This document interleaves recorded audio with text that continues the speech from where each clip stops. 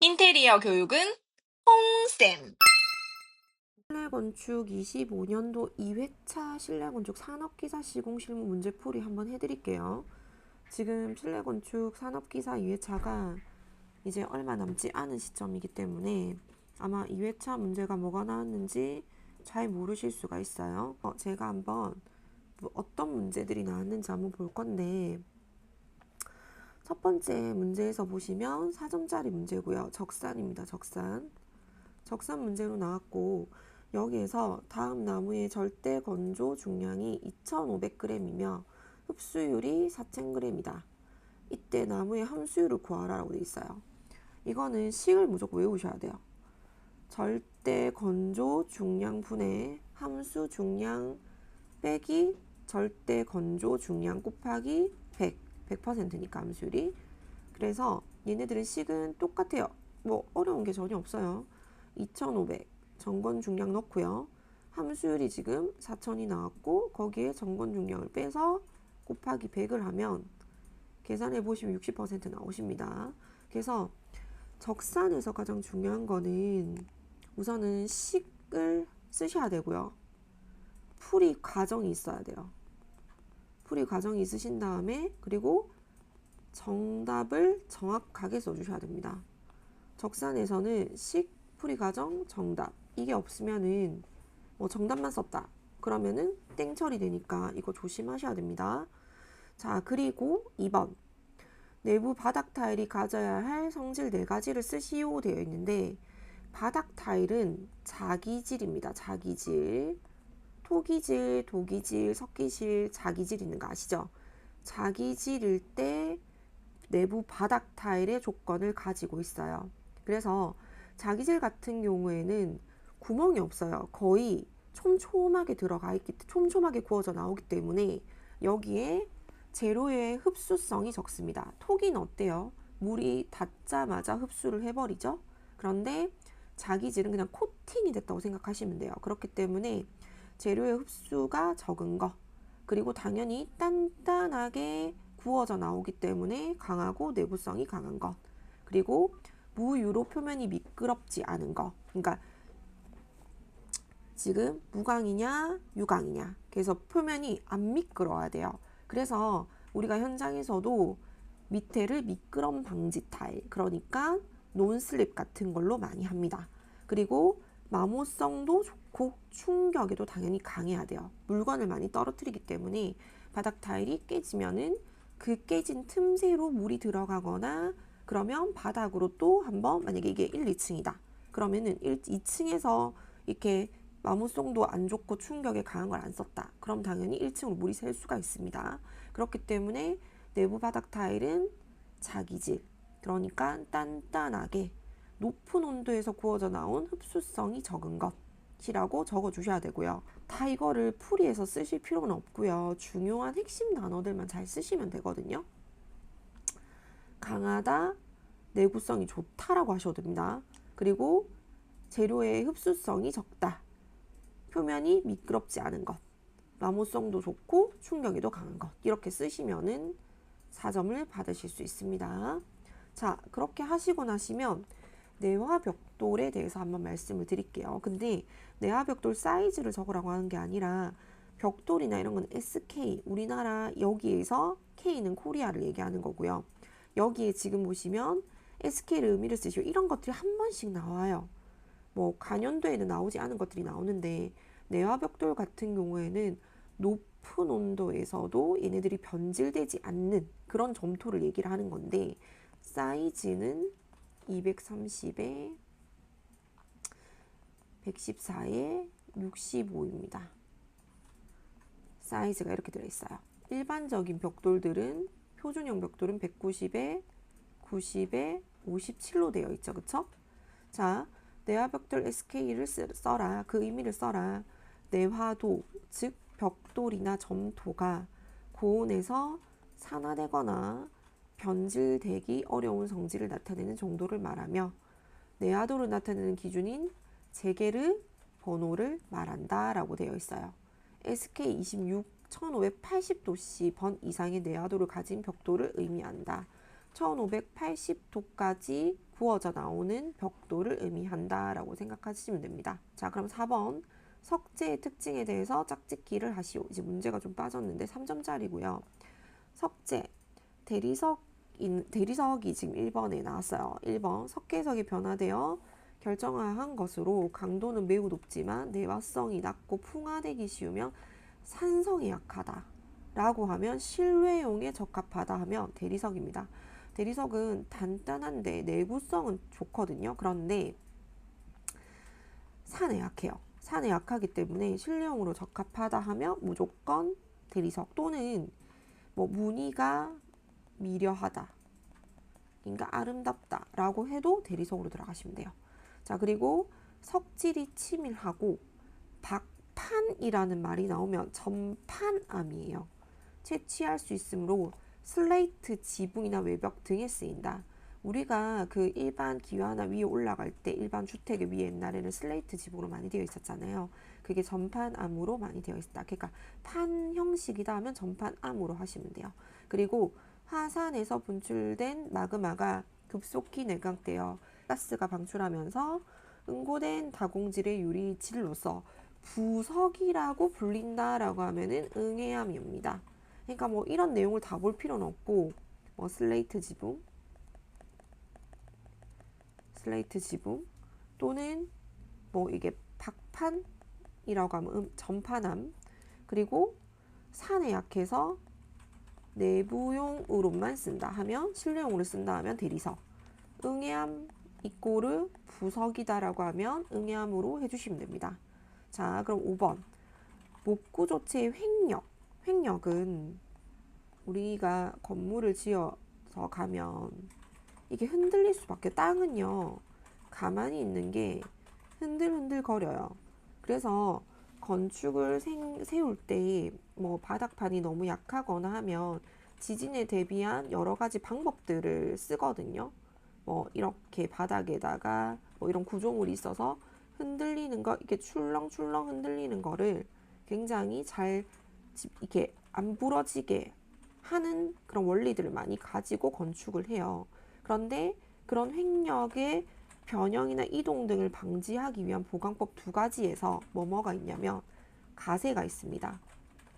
아래 바닥부터 천장면까지 45도로 가르는 거, 이런 거를 가세라고 하고요. 그리고 여기에서 버팀대 같은 경우에는 요렇게 앞면이나 요런 옆에다가 요렇게 버팀대들을 해서 얘가 흔들리지 않게끔 하는 거.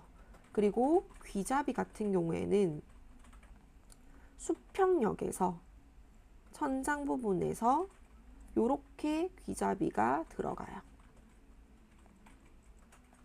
수평재와 수평재, 이렇게 위에서 잡아주는 거를 귀잡이라고 합니다. 그래서 횡력, 목구조에서 횡력에 대한 변형, 이동 등을 방지하기 위한 보강 방법 두 가지를 써라면 가세, 버팀대만 쓰셔도 되고요. 버팀대, 귀잡이 또는 가세, 귀잡이를 쓰셔도 전혀 상관이 없습니다. 이런 건 절대 틀리면 안 되겠죠. 자, 그렇게 해서 한번 6번 한번 넘어가 볼게요. KCS 시방서에서 방습, 방충 목재가 쓰이는 건축 자재 부위 두 가지. 당연히 건축 자재에서는 바닥이 될 거고요. 그리고 기둥, 당연히 받치는 기둥들이 방습, 습기에 약하면 안 되고요. 방충, 그러니까 벌레나 이런 거에 약하면 안 돼요. 그렇기 때문에 우리가 목구조에서 보면 방습, 아랫집안에서 습기가 차오르는 걸 방지하기 위해서 옛날에 목구조에서는 동발이 돌을 올렸습니다. 동발이 돌을 올려놓고 그리고 나서 나무를 올렸다는 거죠. 그래야지 뭐 흰개미라든지 벌레들이 얘네들을 들어가서 파서 구조가 약해지는 걸 방지했다는 거고요. 바닥 같은 경우에도 우리가 거의 데크라고 하죠. 나무들을 많이 쓰기 때문에 이런 부분들은 방습, 방충 목재로 쓰이는 건축 자재 두 가지 부위입니다. 그래서 데크와 기둥이 있다라고 생각해 주시면 돼요. 자, 그리고 다음 용어에 대해서 설명하라. 이거는 감봉이랑 흡습제 같은 경우에는 거의 뉴로 나왔다고 생각해 주시면 되고요. 조금 어려워요. 이건 거의 다 틀렸을 거예요, 애들이. 그래서 감봉 같은 경우에는 복층유리 봉합부의 구성 요소입니다. 복층유리예요. 유리와 유리 사이에 접근하는 부분에서 페이얼 글라스라고 하죠. 그래서 유리와 유리 사이에 그러니까 공기층을 삽입을 하거든요.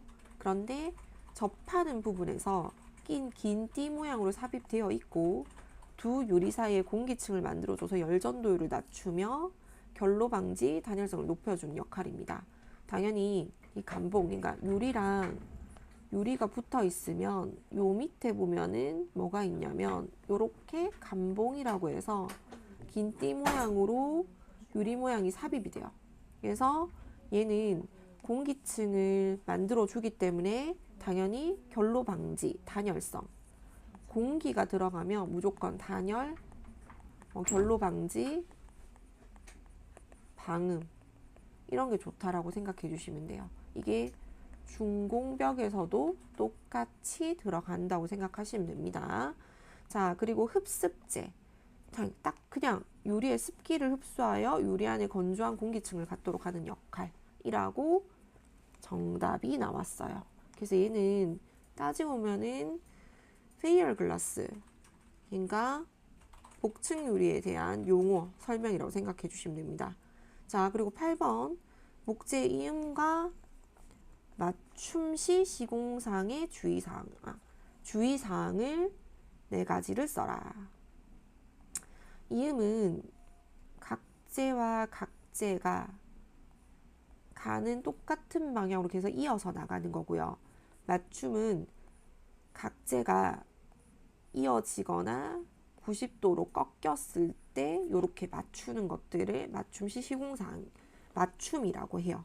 그러면 이걸 시공을 할 때 주의사항 같은 경우에는 얘네들은 구조재입니다.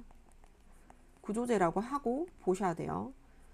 큰 인장, 그러니까 늘어나거나 압축, 누르는 힘이 강한 곳은 이음과 맞춤을 받지 않는 곳에는 이음과 맞춤을 할 것. 그러니까 인장력이나 압축을 받고 있는 곳에 이음과 맞춤을 하면 안 됩니다. 왜냐하면 그 부위는 벌써 내가 버티고 있는 거고 무거운 거를 이고 있는 건데 거기에 이음과 더 있거나 깎아내서 맞춤을 해버리면 당연히 무너지겠죠. 그래서 인장과 압축을 받지 않는 곳에다 이음과 맞춤을 한다. 응력은 힘을 얘기하는 거예요. 힘 방향에, 그러니까 각재의 힘을 지금 이렇게 받고 있는데 여기에다가 똑같이 이렇게 받고 있는데 똑같이 여기다가 맞춤을 이음과 맞춤을 하면 당연히 전단력이 생기겠죠. 그렇기 때문에 이렇게 받고 있으면 이렇게 거기에 응력 방향에 직각되게 이음과 맞춤을 해야지 얘가 전단력이 안 생겨요. 그리고 최소한의 구조기 때문에 적게 깎아서 약해지지 않게 꽉 맞춰서 들어가야 된다는 거예요. 그리고 모양이나 형태에 치중하지 말고 간단하게 꽉 맞춰서 들어가야 된다. 그래서 이음과 맞춤할 때 시공은 튼튼하게 무너지지 않게끔, 그리고 힘과 인장력과 압축력 또는 응력 방향이 지장이 없는 곳에다가 이음과 맞춤을 해야 된다라고 생각해 주시면 됩니다. 자, 9번. 다음 보기의 타일의 흡수성이 큰 순서대로, 아까 전에 자기질은 구멍 하나 없다고 했죠. 높은 온도에서 구워져 나오기 때문에. 그래서 토도석자, 거꾸로 얘기할 때가 있거든요. 흡수성이 작은 순서대로 배열하라. 자석, 도토. 그냥 토도석자를 그냥 거꾸로 가시면 돼요. 그래서 요거는 4점인데 틀리시면 너무 아까운 문제입니다. 자, 그리고 시트 방수의 장점과 단점에 대해서 서술하라. 그래서 이게 시멘트 그 멤브레인 방수 공법 중에 하나인데 시멘트 액체 방수나 시트 방수가 들어갑니다. 자, 시트 방수는 제품을 거기에다 시트를 깔아놓고 거기에 방수층을 만드는 건데 장점은 제품이 규격화되어서 두께가 균일하고 마감이 깨끗하다. 그리고 시공이 신속하여 그러니까 그 공사 시간이 단축된다. 단점은 이게 시트를 늘려서 롤로 말려 있는 거를 풀어서 그냥 시공을 하는 거기 때문에 누수 발생 시 국부적인 보수가, 그러니까 일부 보수가 곤란해요. 다 뜯어내야 돼요. 그리고 시트 상호 간 이용 부위의 결함이 서로 이어서 맞출 수도 있잖아요. 그럴 때 이용 부위의 결함이 생길 수도 있다. 그런 것들이 조금 우려가 된다. 자, 10번은 사전 문제인데 좀 어려울 수 있습니다. 이런 것들은 좀 많이 틀렸을 거예요. 그리고 유리, 특수 유리에 대해서 설명하라. 로이 유리 같은 경우에는 가시광선은 투과하고 적외선, 몸에 나쁜 거는 방사해서 냉난방의 효율을 극대화시켜주는 특수유리입니다.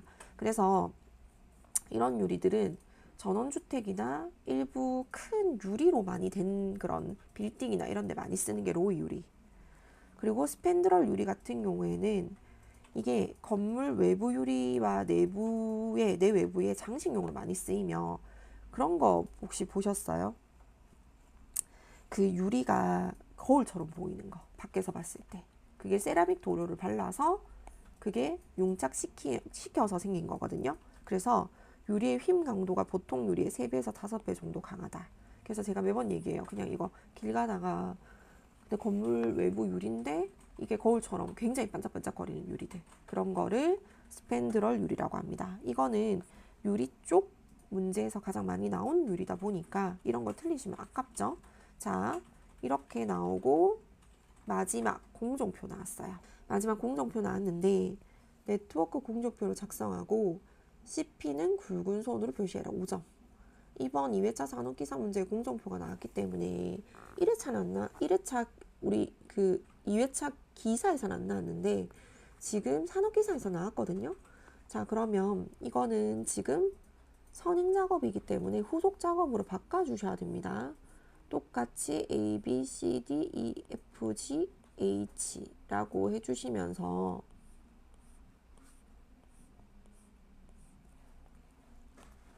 여기에 A, B, C, D, E, F, G, H 적어주시고요.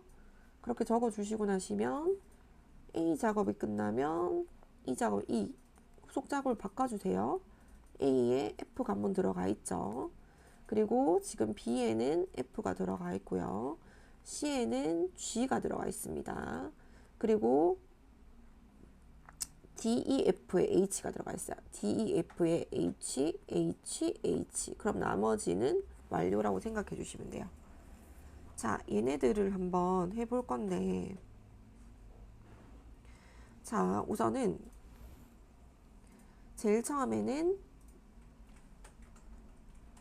여기에서 A, B, C가 A, B, C, D가 동시에 나가는 작업이에요. 저 위에가 저렇게 돼 있다는 것은 이렇게 동시에 들어가는 겁니다.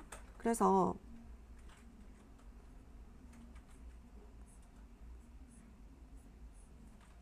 우선 A, B, C, D를 해주시는 거예요. 그래서 A 작업이 끝나면 EF 작업이, 그러면 얘 하나가 끝났겠죠? 그리고 B 작업이 끝나면 F 작업이, 근데 두 개가 동시에 있잖아요. 그럴 때는 많은 아이가 작은 아이한테 양보해야 돼. B는 무조건 하나는 가져가야 돼요. 그렇기 때문에 다시 한다면 얘는 입만 있는 거고요. 얘는 더미를 써서 F만 있는 겁니다. C 작업이 끝나면 G 작업이, C 작업이 그럼 G 작업 끝났죠? 그리고 D, E, F 작업이 끝나면 H인데 D가 너무 밑에 있기 때문에 얘를 이럴 때 돌려서, 왜냐하면 요렇게 가서 지금 H 작업, 그리고 GH가 완료기 때문에 여기 있는 G를 바로 완료에 꽂아주시면 됩니다. 그럼 얘가 D가 되겠죠. D가 이렇게 D가 돼요. D가 되는데 얘네들은 무슨 원리냐면 지금 한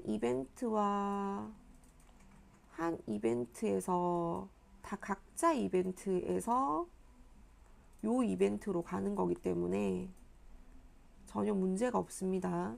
그런데 어떨 때가 문제가 되냐면 같은 이벤트에서 같은 이벤트 요렇게 두 가지, 세 가지가 가는 건 안 돼요. 무조건 어떤 부위는 주고 이런 곳은 더미가 꼭 들어가야 돼요. 이런 식으로.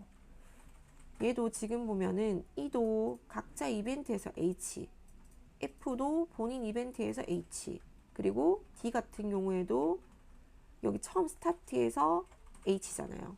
맞죠? 그리고 A는 여기서 각자 이벤트로 가고 있기 때문에 이거는 문제가 되지 않습니다. 그래서 완료. 그렇게 하시고 나시면 날짜들이 적혀 있어요. 작업 일수가 적혀 있죠. 작업 일수를 다 적습니다. 우선 여기 앞에 메인 보면서 갈게요. 자, A, 12, 8 얘네들 다 적습니다. 우선 적어 주셔야 돼요. 적어 주시고 난 뒤에 얘를 A로 갈 수 있는 모든 경로를 찾아요. 이렇게 한번, 요렇게 한번. B도 이렇게 한번. 하나밖에 없겠죠? B는 요렇게. C 같은 경우에는 요렇게 한 번밖에 없을 거고 D도 요렇게 한 번밖에 없어요. 그 날짜들 작업 일수가 가장 긴 게 주공정선, 총 공사 기간입니다. 그렇게 됐을 때 지금 답안지처럼 요렇게 가는 경로가 27일 나왔고요. 그리고 요렇게 가는 경로가 또 27일 나왔어요. 그럴 때는 두 가지 다 진하게 굵은 선으로 표시하시면 됩니다. 주공전선 진하게 우선 표시를 해 놓으시고요. 그렇게 하시고 나시면 얘네들 표시하라 그랬거든요. 처음에는 이렇게, 그리고 끝에 한번 요렇게 만들어 주시고요. 끝에 한번 이렇게 만들어 주시고 얘가 ET가 되고 얘가 LT가 됩니다. 얘가 EST가 되고요. 얘가 EFT가 돼요. EFT가 돼요. 그리고 얘가 LST가 되고 LFT가 됩니다. 자, 근데 얘네들을 요렇게 볼 건 아니고 그냥 요 기호처럼 외워주시면 돼요. 기호처럼 외워주시면 되는데 이렇게 표기를 해줍니다. 그리고 각 이벤트에 요거 총 4개죠? 얘를 요렇게 하나, 세모 하나. 여가 네모였기 때문에 무조건 세모 먼저, 네모 먼저, 그리고 세모 먼저, 네모 먼저 이렇게 그려주고요.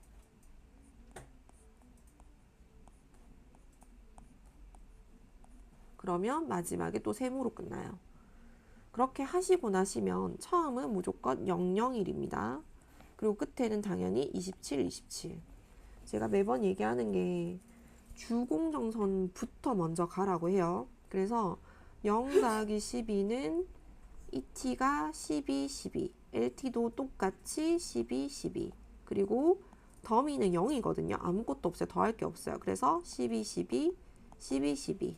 11이고 12 더하기 둘 다 8이 똑같죠. 그쵸? 그렇기 때문에 얘네들은 20, 20, 20, 20. 21에서 7 들어가니까 27일이 정답. 이렇게 넣어주시고요.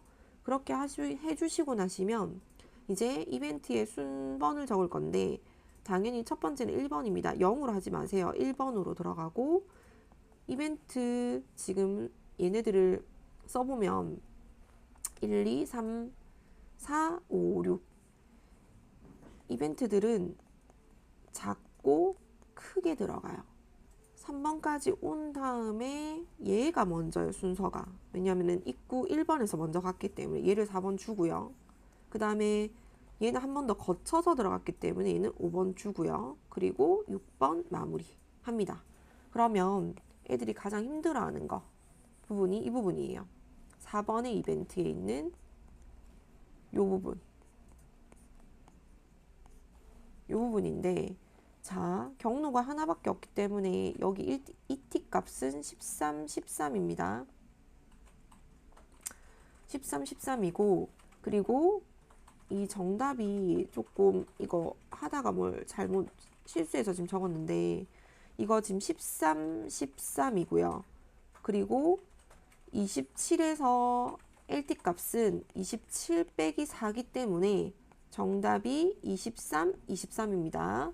자, 그렇게 해서 한번 공정표를 한번 해봤고요. 이게 공정표 첫 번째, 공정표를 그려서 공정표를 짜셔야 되고 굵은 선으로 표기까지 하셔야 됩니다. 그렇게 하시고 나시면 CP, 잡이라고 해도 되고 액티비티라고 하셔도 돼요. AEH가 1번, AFH가 2번, 그리고 이벤트는 1, 2, 3, 5, 6, 1, 2, 5, 6, 1, 2, 5, 6, 1, 2, 3, 5, 6 있죠. 자, 여기까지 쓰셔야지 5점을 받으실 수 있어요. 자, 여기까지가 우선은 공정표 작성하는 거였고요. 산업기사 2회차가 공정표가 나왔으면 3회차도 공정표가 나올 확률이 높기 때문에 공정표 잠을 만들어서 해주세요. 생각보다 안 어렵기 때문에 그 이해만 하면은 쉽거든요. 너무 어렵게 생각하지 마시고 잘 풀어보시기 바랍니다.